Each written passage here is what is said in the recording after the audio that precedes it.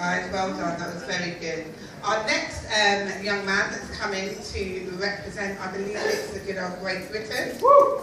England. Alex.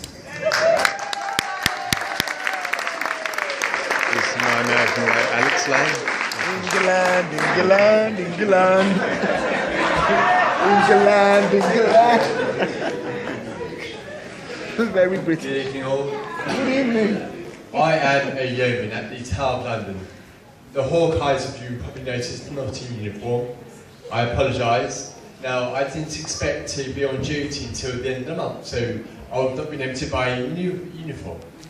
Now, there's an issue I'd like to address before I share my story, and that is the nickname of Beefeater.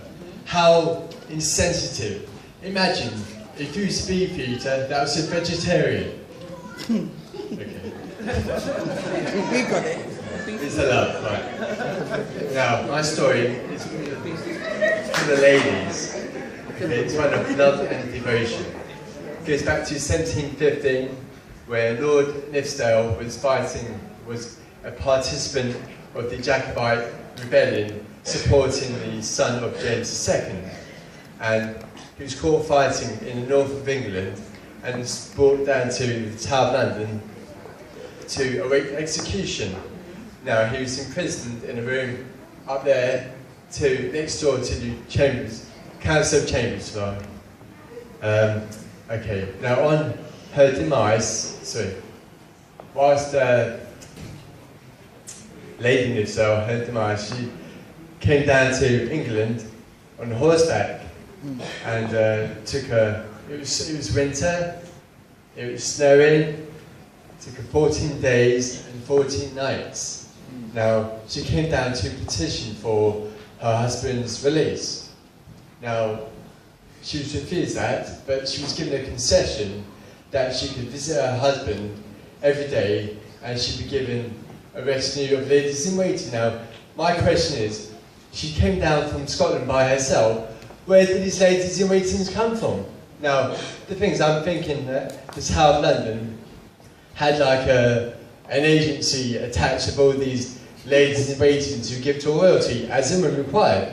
Because probably Lady Nithsdale just turned up into the agency and said to them, say, do you know who I am? I'm Lady Nithsdale. I require 5 ladies in waiting. And she got it. I mean, that's my only assumption. I mean, where did she get the ladies in waiting? Thin air? Right. So, she went to visit her husband.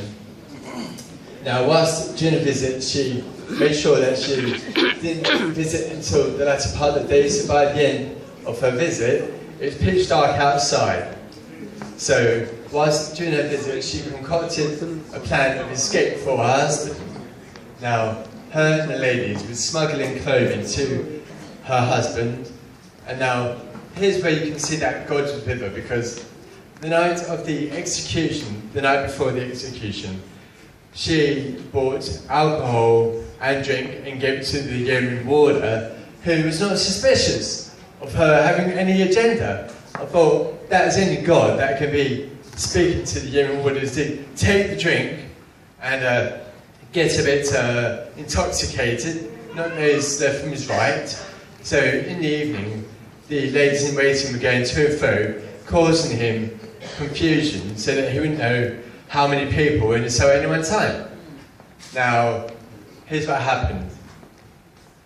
On the evening of his execution, the Lord Nithsdale, wrapped up in the clothing given to him, big scarf over his face, and was crying out, and he managed to go past the merry warden, the yeoman warder, and then he managed to go downstairs through the gate and out the front gate. And then Lady Nithsdale decided to stay behind, so the ladies in waiting followed him, and she stayed behind, and she pretended to be herself and her husband. So you can just imagine, there's her saying, "Oh, darling, what are you going to do?" And she'd be pissing off away, saying, "It's okay, lassie, I'll be fine, don't worry about me." And then she'd be like, "But you're going to be executed, I can't take it." And he'd be like, "Don't worry, lassie, God will make a way." And the thing is, she'd go to the Yeoman warder and say to him, Amen. do not, my husband is praying, he needs, and he's going straight to bed, do not disturb him. And he allowed that. He thought, okay. And so she went downstairs, and they went their separate ways. But here's they went their separate ways to Rome. But here's the Conclusion. the intervention, God's intervention here, because now her husband, Lord Nifsdale, is 6 foot tall and he's got a long red beard. How he got past the border without being stopped, that's the grace of God. So it has to be sung. Amazing grace, how sweet the song that saved the wretch like me. I once was lost, but now I'm found. Was blind.